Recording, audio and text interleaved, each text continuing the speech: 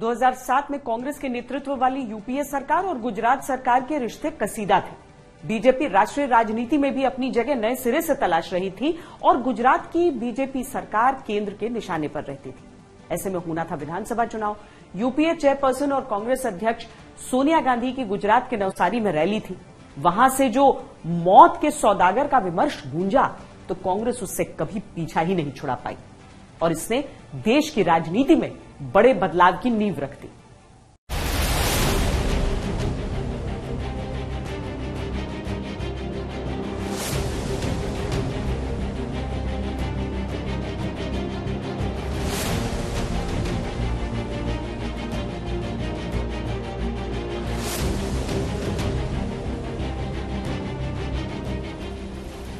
गुजरात की सरकार चलाने वाले झूठे, बेईमानी, डर और मौत के सौदागर। तत्कालीन कांग्रेस अध्यक्ष सोनिया गांधी ने 2007 के गुजरात चुनाव प्रचार के दौरान मौत के सौदागर कहा। तब गुजरात के मुख्यमंत्री नरेंद्र मोदी थे। उन्होंने इस शब्द को पकड़ लिया और फिर मौत के सौदागर शब्दावली के दायरे में कांग्रेस को जवाब देना शुरू कर दिया।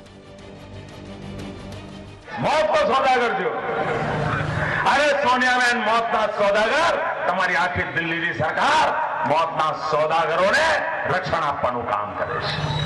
મૌતના સોદાગરોને બચાવવાનું કામ દિલ્હીની કોંગ્રેસની સરકાર કરે છે। હિન્દુસ્તાનની પાર્લામેન્ટ પર અફજલપુરે હુમલો કર્યો તો આ આતંકવાદી દેશની પાર્લામેન્ટ પર હુમલો કર્યો। સુપ્રીમ કોર્ટે ફાંસીની સજા કરી અને હજુ પણ સોનિયાબેન તમારી સરકાર આ મૌતના સોદાગરને फांसी કરવા तैयार નથી। આ મૌતના સોદાગરોની રક્ષા કોણ કરે છે? और मेरे कांग्रेस के मित्र सोनाबूंद का जनाजा लेके नाच रहे थे। बस अब मोदी फंस गया, मारा जाएगा, ये चल रहा था साहब।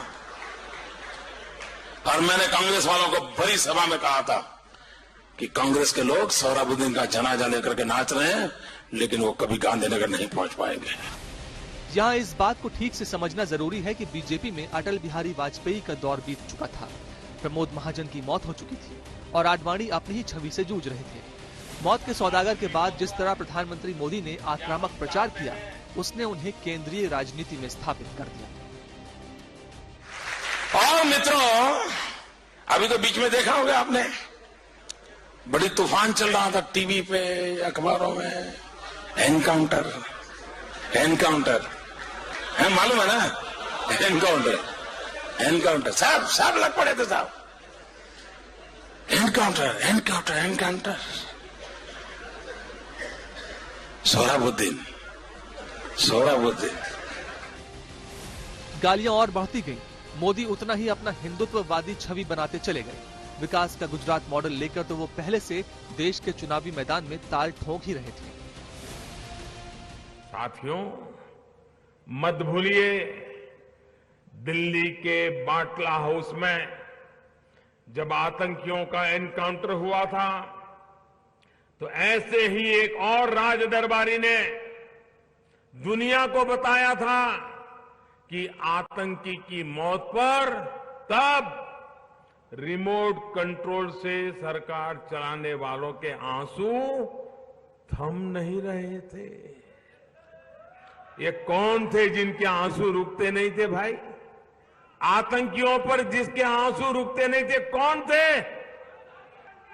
क्या ऐसी कांग्रेस से हम उम्मीद कर सकते हैं कि वो आतंक के खिलाफ कार्रवाई करेंगे? गालियों की सीढ़ियों पर मोदी चढ़ते रहे। बची कुची कसर 2014 में तब पूरी हो गई जब राष्ट्रीय राजनीति में अपनी दावेदारी पेश कर रहे थे और एक और गाली ने उनका स्वागत किया। नरेंद्र मोदी कभी भी देश के प्रधानमंत्री नहीं बनेंगे। लेकिन यहाँ आकर चाय का वितरण करना चाहते हैं तो हम उनके लिए कुछ जगह बना रखते हैं। 2007 के बाद से राजनीति का 1.5 दशक बीत चुका है, लेकिन 2007 की उस एक गाली का असर कम नहीं हुआ। गालियों में इजाफा होता गया और नरेंद्र मोदी मजबूत मुख्यमंत्री से बेहद मजबूत प्रधानमंत्री तक का सफर तय करते चले गए। भारत के संविधान के प्रति सच्ची श्रद्धा और निष्ठा रखूंगा। हमारे देश की मिली जुली संस्कृति का यह प्रतीक है। मुझे पूरा विश्वास है कि यहाँ ऐसे तत्वों को आप कभी कामयाब नहीं होने देंगे जो जहर की खेती करते हैं।